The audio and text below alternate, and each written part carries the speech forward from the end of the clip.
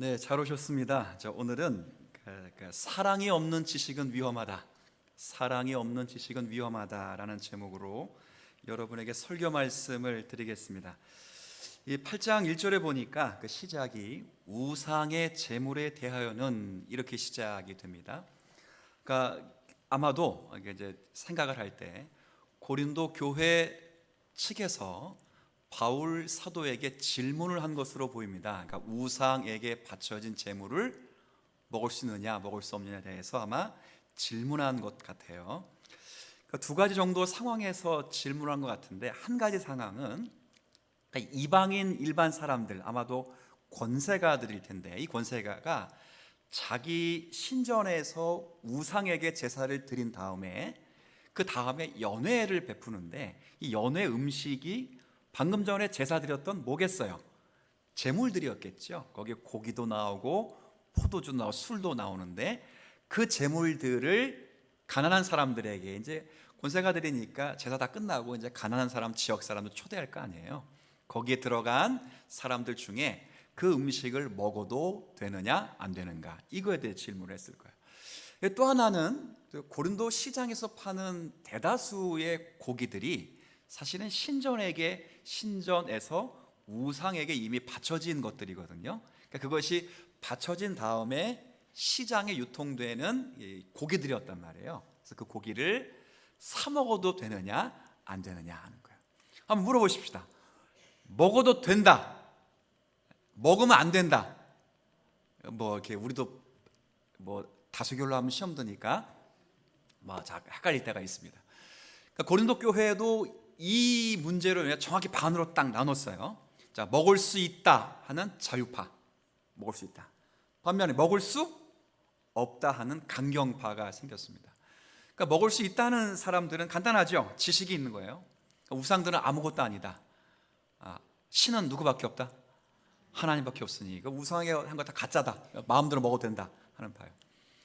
근데 먹을 수 없다는 파는, 야 무슨 소리냐, 우상에게 바쳐진 제물은 이미 우상에게 속해 있는 것이다. 누구에게 속해 있는 것을 먹는다는 행위는 그것과 교제하는 행위가 똑같은 거니까, 밥 먹는 게 뭐 하는 거예요? 교제하는 거잖아요. 그러니까 교제하는 거와 똑같은 거니까 우상과 교제하는 꼴이 난다. 그러니 먹어서는 안 된다. 다시 묻습니다. 먹을 수 있다, 먹을 수 없다. 네. 자, 이 문제로 사도 바울에게 질문을 했고, 여기에 대한 답이 8, 9, 10장입니다. 길죠? 자, 질문은 간결한데 답은 길어. 이거 좋은 답이 나쁜 답이에요? 나쁜 답이에요. 질문이 짧든 길든 간에 답은 어떻게 해야 돼요? 명료해야 돼요. 명료, 간결, 정확해야 되잖아요. 명료해야 된다. 그러니까 먹을 수 있다 없다 이러면 되는데, 8, 9 몇 장까지요? 10장까지 세상에 쫙,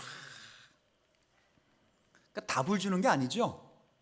답을 주려고 하는 게 아니고, 답을 아는 사람이 어떻게 행동해야 되는 걸 이야기하는 거예요. 그러니까 막 말하면 자유를 어떻게 우리가 활용해야 되는지, 써먹어야 되는지, 이 이야기에 대해서 8, 9, 10장의 이야기를 합니다. 오늘 8장은 제가 한 번에 오늘 다 설교를 끝낼 것인데, 이 8장의 원리를 본문을 보면 사도 바울이 두 가지 원리를 통해서 답을 주고 있어요. 그래서 제가 오늘은 이 두 가지 원리를 말씀드리면서 교훈을 좀 받도록 하겠습니다. 사도 바울이 말하는 첫 번째 원리는 지식의 원리예요. 지식의 원리. 무슨 원리라고요? 어떤 지식? 우상은 아무것도 그렇죠, 아니다. 4절 한번 볼게요. 4절. 자, 제가 한번 4절 읽을게요. 그러므로 우상의 제물을 먹는 일에 대하여는, 자, 우리가니까 편지를 쓰고 있는 누구도 포함되어 있습니까? 바울도 포함되어 있는 거예요. 우리가 우상은 세상에 아무것도 아니며 또한 하나님은 한 분밖에 없는 줄 아노라. 한번 체크를 한번 해볼게요. 우상이 뭐죠? 명료하신 분들은 아무것도 아닙니다, 이렇게 이제 답을 하실 수 있어요. 근데 우상이 뭐예요? 제가 찾아보니까 인위적으로 만들어 신처럼 떠받드는 형상, 이렇게 나왔어요. 좀 길죠? 신으로 불려지고 여겨지는 존재들이 다 뭐예요? 돈이든, 그렇죠? 무슨 형상이든 상이든 다 우상이라는 거예요. 근데 본문은 우상은 우리 입장에서 볼 때, 우리 입장이에요. 우리 입장에서 볼 땐 우상은 뭐래요? 아무것도 아니에요. 이 아무것도 아니라는 말 한번 제가 설명해 드린 적이 있어요. 헛것이다, 쓸데없다, 쓸모없다. 이 말은 우상이라는 건 있다 없다? 없다는 거예요. 신이 있다, 신이 있는데, 있긴 있는데 그 신은 오직 몇 분? 하나님 한 분밖에 없다. 바꿔 말하면 먹을 수 있다 없다? 먹을 수 있다. 먹어라, 마음 먹고 먹어라. 먹을 수 있다 그 말이에요. 실제로 바울 사도가 디모데전서 4장 4절에 뭐라 말했습니까? 하나님이 지으신 모든 것이 선함에 감사함으로 먹은 버릴 것이 없어요. 마음껏 먹으라는 거죠. 무시하고 먹으라 그 말입니다. 자, 그런데 뭐가 있기 때문에 이런 결정을 할 수 있는 거예요? 지식이에요, 지식. 자, 어떤 지식일까요? 조금 더 부연 설명합니다. 5절 6절에 보면 신앙 고백이거든요. 신앙 고백에 중요한 건 동사입니다. 제가 두 동사를 주목해 드릴 때 보세요. 5절 6절. 비록 하늘에나 땅이나 신이라, 그 다음 뭐라고 되어 있어요? 자, 불리는, 자, 불려지는, 존재하는 건 아니에요. 다만 어떻게 저기지? 불려지는 자가 있어 많은 신과 많은 주가 있다고 여겨지지만, 그러나 우리에게는 한 하나님 곧 아버지라고 불려지는, 이렇게 되어 있어요? 아니요. 뭐라고 되어 있어요? 계신다고요. 나머지는 다 어떻게 되는 거예요? 없는데 불려지는 것 뿐이고, 우리 하나님은 없는데 불려지는 하나님이 아니라 계시는 하나님, 존재하신 하나님, 살아계신 하나님, 역사하신 하나님이라는 거예요. 그래서 바울이 뭐라고 말합니까? 만물이 그 하나님에게서 창조되었고 우리도 하나님을 위하여 창조되었다. 또 뿐만 아니라 그의 아들 한 주 예수 그리스도로 불리는 분이 아니라 예수 그리스도께서 뭐 한다고요? 계신다고요. 만물이 그로 말미암아 창조되었고 우리도 그를 위하여 구원을 얻었도다 그 말이에요. 이해되셨어요? 딱 몇 구절 읽었습니까? 4절, 5절, 6절 몇 구절 읽었습니까? 3절, 3절. 여러분, 그러니 모아도 된다고요? 네, 좋습니다. 여러분, 이것을 안다는 건 굉장히 중요한 지식입니다. 그래서 먹을 수 있는 겁니다. 자유입니다. 진리가 자유를 줍니다. 여기서 깨닫게 되는 가장 중요한 사실 가운데 하나는 지식을 갖는 것은 중요한 것이다. 지식은 힘입니다. 알아야 됩니다. 그래서 일단 지식은 계속 공부해야 됩니다. 성경 몇 군데 읽었잖아요. 몇 군데도 아니지, 뭐 한 군데에 몇 절 읽었다고요? 3절 딱 읽었는데 먹을 수 있다 없다? 판명하게 드러나는 겁니다. 예수님도 말씀했어요. 진리가 너희를 자유, 프리하게 한다 이 말이 아니라 참 자유를 준다는 거예요. 참 자유, 죄에 넘어지지 않는 자유, 죄에 속박되지 않는 자유, 죄로부터 굴복당하지 않는 자유, 죄에 유혹당하지 않는 자유. 그게 뭐가 준다고요? 진리가. 진리를 뭐 하라는 거예요? 알라는 거예요. 진리를 알라는 거죠. 그러니까 우리가 뭘 해야 되냐면 자꾸 뭐 해야 되겠어요? 알아야 돼요. 알아야 돼요. 여러분, 좀 외람단 말씀 같지만 독서를 많이 하시기를 바랍니다. 독서. 제가 우리 기도 수첩 가지고 계속 매 새벽마다 기도하는데 감사한 거는 신앙 성장을 위해서 매달 한 권 이상씩 읽겠다는 분이 엄청나게 많아요. 나 전화하고 싶어. 읽고 계십니까? 라고. 전화하고 싶은데 전화 못 하겠어. 왜냐하면 안 읽을 수도 있을까 봐. 너무 감사한 거예요. 감사. 요즘은 책 안 읽죠? 다 뭐 봅니까? 영상 봅니다. 영상. 근데 잘 아시죠? 영상은 뇌의 기능을 능동적으로 할 수 없습니다. 전부 수동적입니다. 영상이라고 하는 건 손가락 까딱하면 드는 영상은 다 주입식 교육입니다. 내가 무엇을 좋아해야 되는지, 내가 무엇을 지향해야 되는지를 전부 영상이 가르쳐 줍니다. 우리는 학습만 받습니다. 그래서 내가 뭘 결정하는 게 아닙니다. 다 받는 거예요. 이게 알고리즘 들어보셨죠? 제가 몇 주 전에 고양이의 태도가 좀 오만불순해가지고 인터넷에서 고양이 태도를 검색했습니다. 대여섯 개 검색했어요. 근데 그 다음날 유튜브를 딱 열었더니 전부 뭐가 나왔어요? 앞에 고양이가 나왔어요. 여기 유혹하는 거예요. 그래서 썸네일이 얼마나 자극스러운지, 희비 아름다운 고양이, 뭘 그런 거 자극하는 거예요. 거기에 계속 들어가면 내가 원하는 정보가 아닌 그들이 원하는 정보를 내게 주입시키는 거예요. 그래서 편향된 유튜브 보지 마세요. 뭐 하시라고요? 읽으십시오. 저자와 긴 시간 대화를 하면서 내가 무엇을 좋아하는지, 무엇을 찾아가야 되는지, 지향하는지를 긴 시간 대화 속에서 스스로 깨닫는 은혜가 있어야 되는 거예요. 독서는 능동적인 거예요. 읽으셔야 돼요.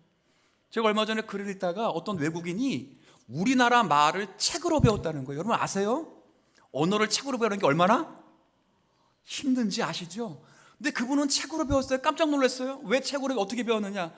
더 하실 거예요. 전 세계에서 가장 어려운 언어 어느 나라? 그건 아시네요? 여러분 대단한 민족들이에요. 지금 우리나라 모국어를 자유롭게 하잖아요. 자유롭게. 모국어를 표현하는 글자, 문자는 탁월한데 언어는 세상에서 가장 어려운 나라가 우리나라입니다. 뭐가 제일 어렵죠? 생각 안 해보셨을 수도 있어요. 근데 외국인들이 가장 어려운 게 뭐냐면 우리나라에만 있는 게 있어요. 다른 나라에 없는 거. 이게 뭐예요? 조사예요. 조사. 은, 는, 이가, 에게, 을, 를, 왜 이렇게 있잖아요. 그거 어디다 써요? 물어봅시다. 알고 씁니까? 그냥 나옵니까? 그냥 나오는 거예요. 제일 헷갈리는 게 뭐예요? 은는이에요. 은는. 그래서 외국인 친구에게 물어봤다는 거예요. 언제 은을 쓰고 언제 는을 쓰냐고. 고난님 집사님, 언제 은을 쓰고 언제 는을 써요? 몰라요. 우리는 그냥 나오는 거예요. 혜미야 알아? 그냥 저도 그거 읽고 알았습니다.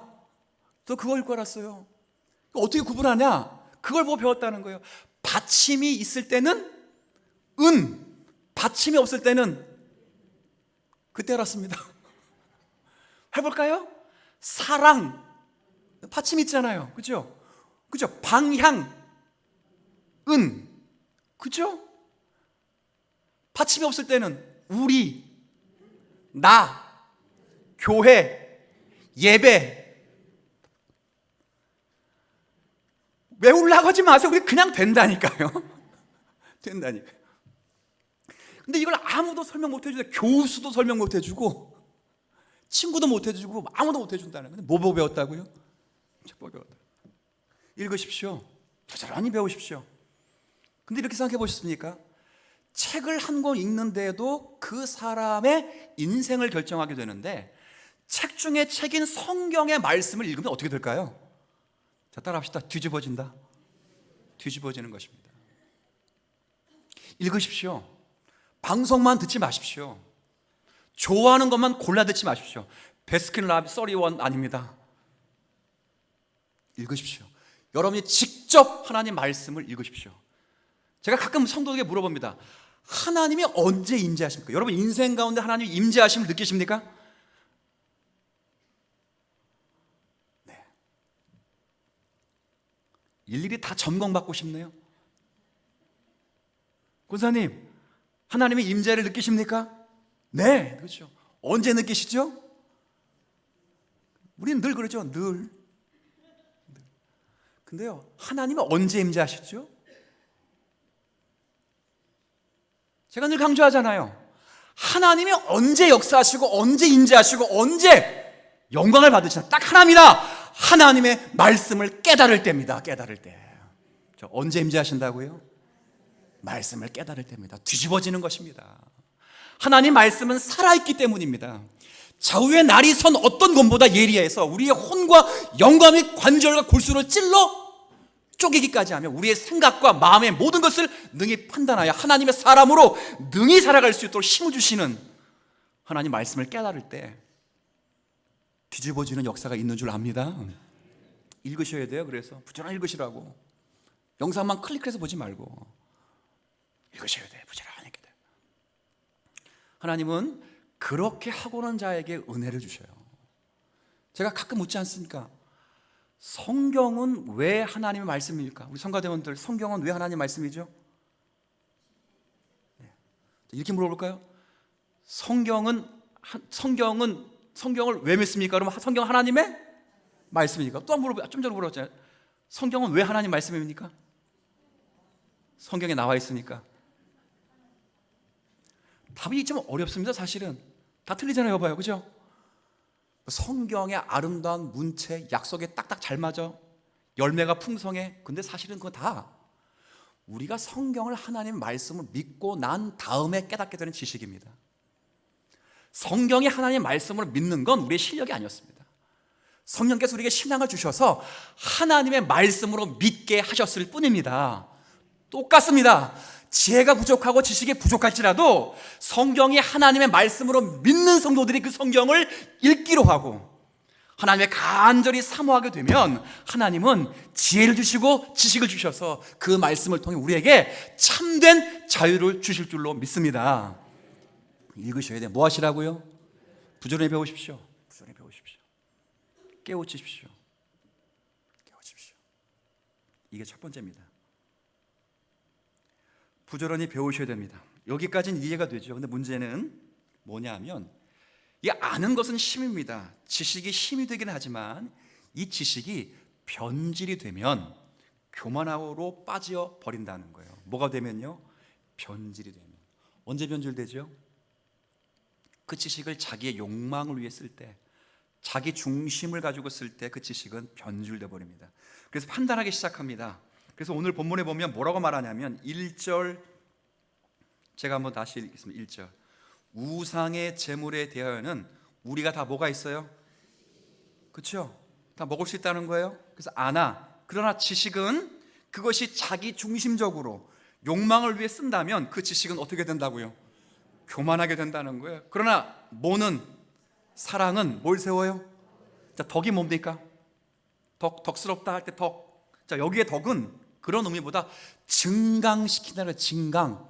뭘 증강시켜요? 그 지식을 더욱 증강시켜. 하나님의 말씀이 살아있다. 그 살아있는 그 말씀, 그 지식을 더욱 증강시키게 하는 게 뭐예요? 사랑이라는 거예요. 사랑. 그러니까 하나님의 말씀을 더 증강시키는 건 다른 게 아니라 사랑이에요. 사랑. 그래서 항상 겸손해야 된다. 2절 한번 읽어볼까요? 시작. 만일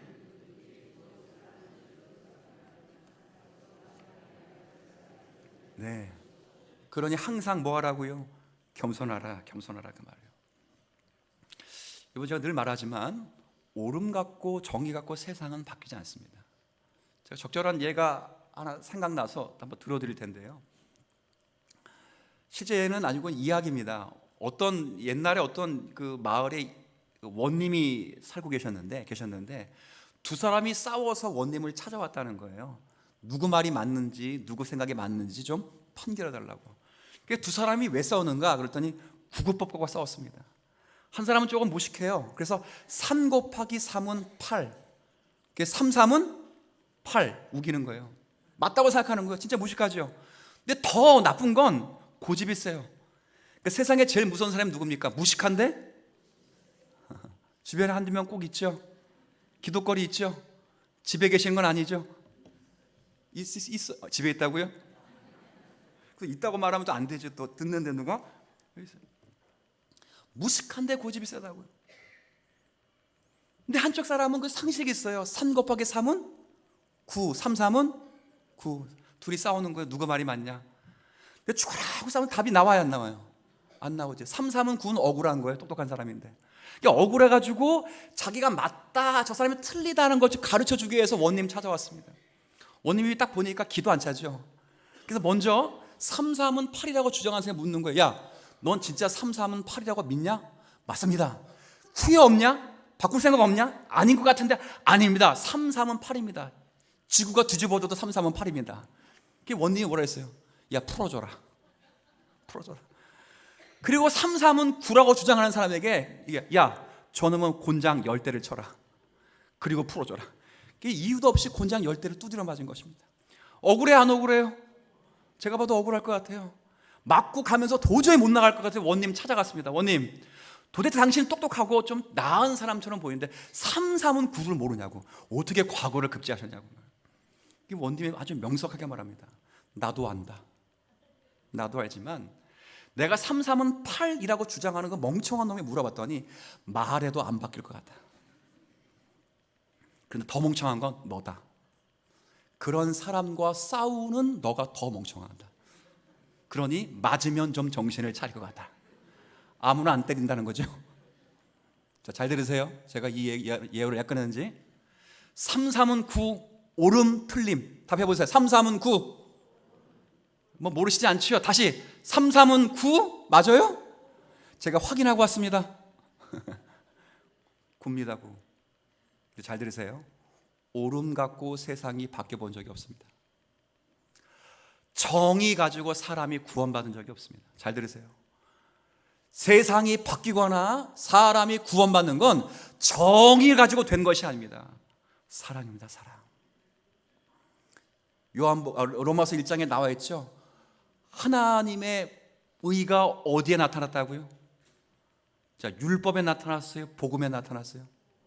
복음에 나타났습니다. 율법에 나타나지 않고 복음에 나타났기에 오직 의인은 믿음으로 말미암아 사는 것입니다. 그렇죠?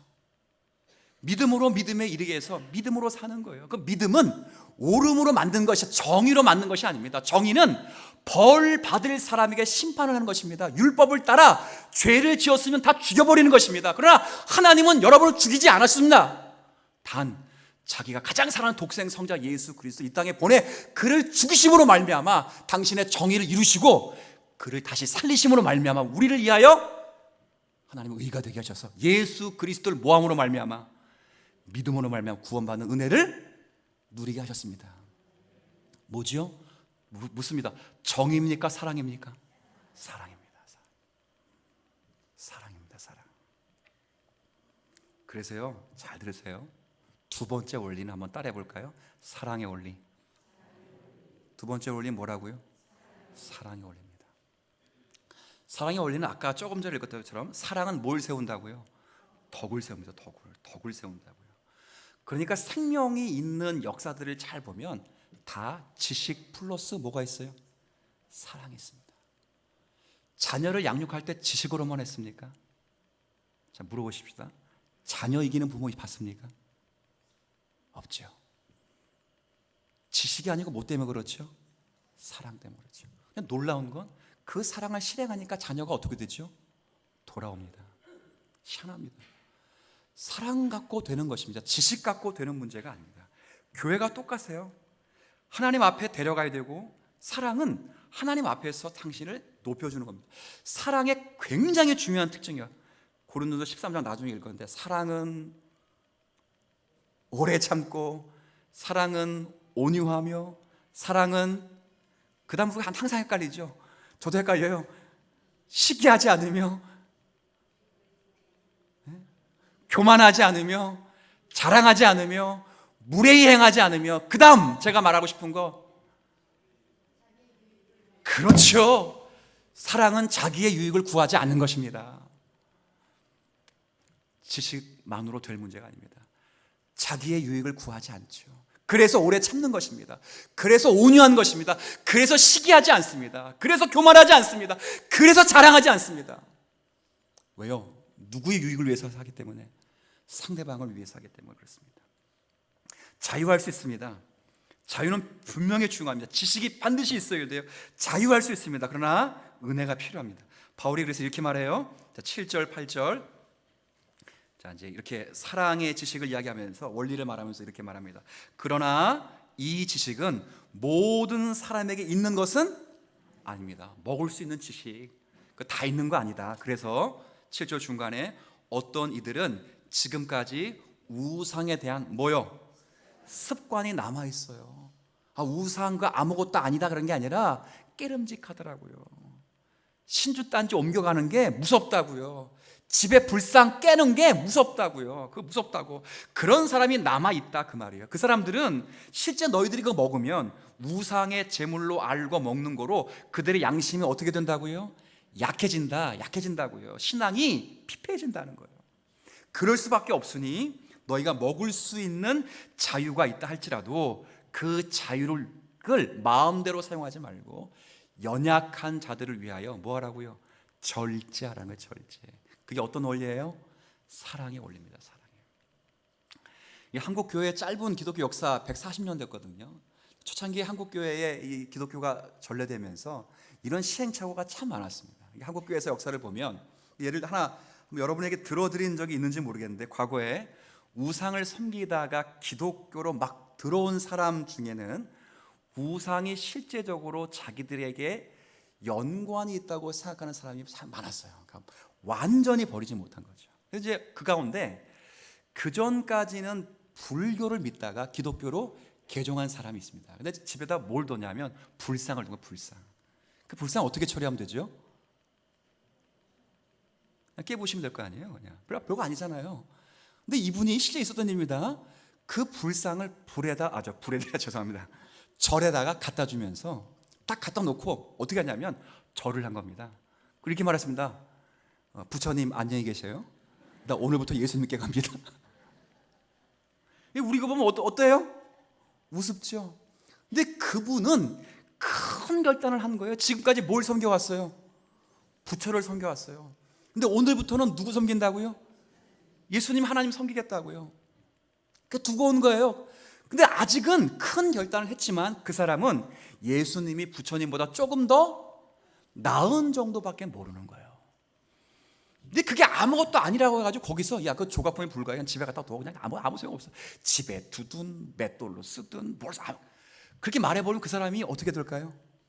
시험 거는 거죠. 제사도 그런 얘기 많지 않았습니까? 제사를 드리는 이 종갓집에서 제사 드리는 게 너무 힘들어가지고 기독교로 개종해버린 거예요. 근데 기독교에 오니까 제사 드리는 음식을 마음대로 먹는 거예요. 마음대로. 어떻게 됐다고요? 시험 드는 거죠. 시험 드는 거죠. 그럴 때 바울이 이야기하는 겁니다. 그럴 때 우리는 먹을 수 있지만, 마음대로 할 수 있지만 그 연약한 자를 위하여 뭐 하라고요? 절제하라고요. 너의 유익을 구하지 말라고요. 그게 두 번째 원리인 무슨 원리예요? 사랑의 원리입니다. 그래서 바울이 어떻게 하는지 잘 보세요. 자, 8장 읽었으니까 자, 9절 한번 보세요. 9절 제가 좀 읽겠습니다. 그런즉 너희의 자유가, 이때 자유는 권리입니다. 권리, 뭐 할 수 있는 권리, 마음대로 먹을 수 있는 지식이 있으니 거리낌 없이 마음대로 먹을 수 있는 그 권리, 그 자유가 믿음이 어떤 사람들에게, 약한 자들에게 걸려 넘어지게 하는 것이 되지 않도록 뭐 하라고요? 조심하라고. 그래서 바울이 결론 내립니다. 적용을 이렇게 해요. 13절 같이 읽습니다. 시작. 그러므로